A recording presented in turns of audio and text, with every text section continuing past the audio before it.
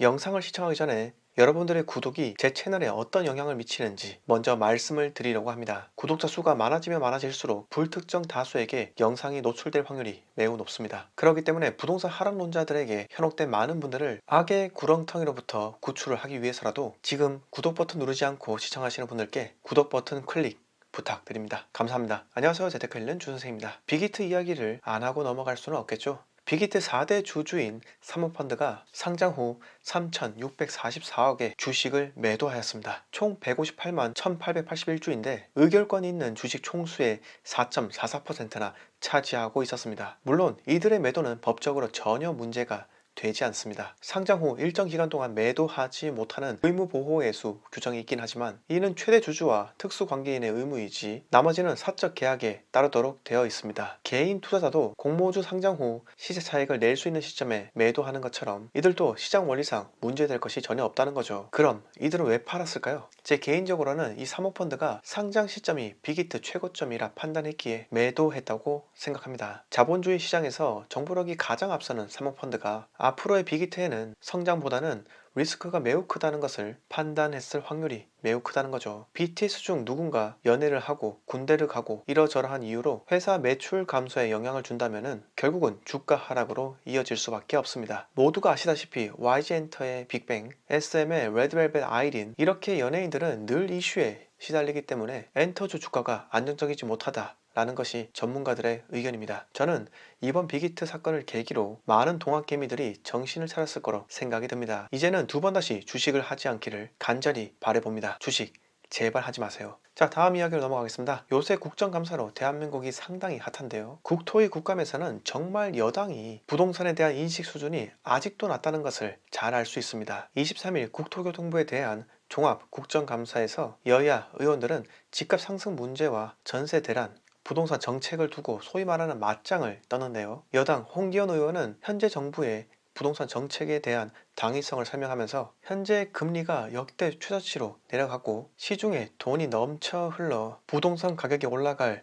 최적의 상황이 됐다. 결국 부동산에 대한 수익을 낮출 수밖에 없고 그런 측면에서 보유세 등을 강화한 2018년 9.13 대책이 시장 가격을 억제하는 효과가 있었다 라고 말씀하셨습니다. 뭐 이상하게 이야기를 하셨는데 또 홍 의원은 전세시장 불안에 대해서도 임대차 3법 통과로 예상된 상황이다 라고 하며 임대시장이 안정화될 때까지 어느 정도 시간이 필요하다며 또 이상하게 이야기를 했죠. 임대차 3법이 자유시장 경제체제를 왜곡시켜 버렸는데 이걸 가지고 언젠가는 안정화가 된다고요? 여기다 활용점정으로 김현미 장관이 부동산 종합대책 중에서 9.13 대책이 시장에 긍정적인 영향을 줬다고 평가하고 있다. 9.13 대책 이후 작년 초까지는 시장이 안정화되었으나 이후 금리가 인하되면서 시장이 상승 전환된 측면이 있다. 이렇게 이상한 이야기에 더 이상하게 답을 합니다. 자, 여러분 잘 들으십시오. 항상 이분들께서는 너무나도 중요한 사태의 본질을 자꾸 흐리고 있습니다. 질문을 하면 그에 맞는 대답을 해야지 왜 자꾸 엉뚱하게 저금리나 이야기를 하죠. 대출을 더 이상 못 받도록 규제를 그만큼 심각하게 했는데 저금리가 매수 수요를 폭증시킨 이유가 될까요? 전혀 아닙니다. 여기다 여당 의원들의 지원 사격이 발생하는데 박상혁 의원도 임대차 3법이 최근 전월세 불안의 원인이라는 주장이 나오는데 이는 무엇보다 한국은행이 금리를 낮췄기 때문. 전월세 불안이랑 금리 인하가 도대체 무슨 관계가 있죠? 오히려 전세자금 대출 이율이 싸져서 세입자들에게 좋은 게 아닌가요? 저금리가 세입자에게 좋은 건 맞는데 임대차 3법으로 전세 매물이 사라져버리고 전세 가격 역시 폭등해버리고 이러니 당연히 세입자에게 돌아가는 혜택이 사라져 버린 거죠. 또 소병훈 의원은 현재 아파트 전세 세입자 대부분은 재계약을 했고 임대료도 많이 올리지 않았다. 전월세 상한제와 계약 갱신 청구권은 잘 발효되고 있다. 의원님, 누가 대부분 재계약을 했나요? 자료 있습니까? 계약 갱신 청구권 쓴다 했다가 집주인들이 들어간다 해서 나가지 않아도 되는데 나가야만 하는 이 서민들의 서러움 아시나요? 서민들 생각 안 하십니까? 그리고 집을 구하는 예비 임차인들은 어떻게 되었나요? 폭등한 전세가에 맞춰서 들어가서 살아야 되지 않나요? 정말 짜증납니다. 그리고 우리 홍남기 오빠 마포 길거리 한복판으로 쫓겨나게 생긴 것은 또 어떻게 대답하실 건가요? 그런데 정의당 심상정 의원 또 여기서 문제였습니다. 심 의원은 최근 정부의 7.10 대책에 대해 평가를 내놓으면서도 늦은 감이 있어 아쉽다. 정부가 종부세 강화 방안을 내놓은 지도 얼마 되지 않았는데 벌써 종부세 완화론이 나오고 있다. 이는 또 다른 정책 실패로 이어질 수 있다. 이렇게 우려스럽게 말씀하셨습니다. 심 의원님, 종부세 때문에 집값이 폭등하거나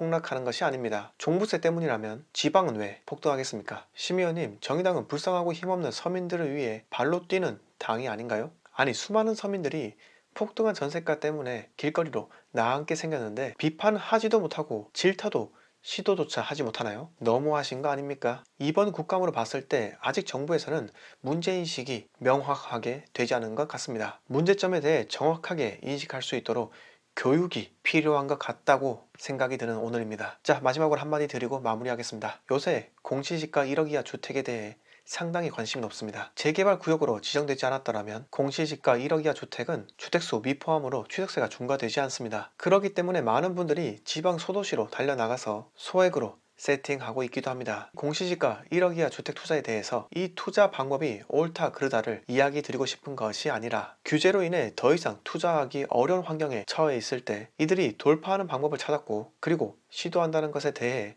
우리는 배울 필요가 있다는 겁니다. 항상 말씀드리지만 부동산 투자에서는 고수와 하수가 없습니다. 오직 사는 자와 사지 않는 자만이 시장에 있다고 생각을 합니다. 규제로 대부분의 주택을 매수하지 못한다면 매수할 수 있는 방법을 찾는 것이 투자자의 집념과 자격 조건이라 생각합니다. 오늘 빅히트 국정감사에 대해서 이야기 드렸습니다. 제가 부동산에 대해서만 이야기 드리지 않는 이유는 부동산은 정치, 경제, 사회 이 모든 것을 담고 있는 복합적인 재화이기 때문입니다. 여러 방면을 알아야지만 부동산 투자를 더욱더 잘할 수 있다고 저는 믿습니다. 아무튼 영상을 시청하시는 모든 분들이 구독 버튼을 눌러주시는 그날까지 열심히 제 채널을 운영하도록 하겠습니다. 자, 오늘 이야기 여기서 모두 마치겠습니다. 영상 마음에 드셨으면 구독과 좋아요 부탁드립니다.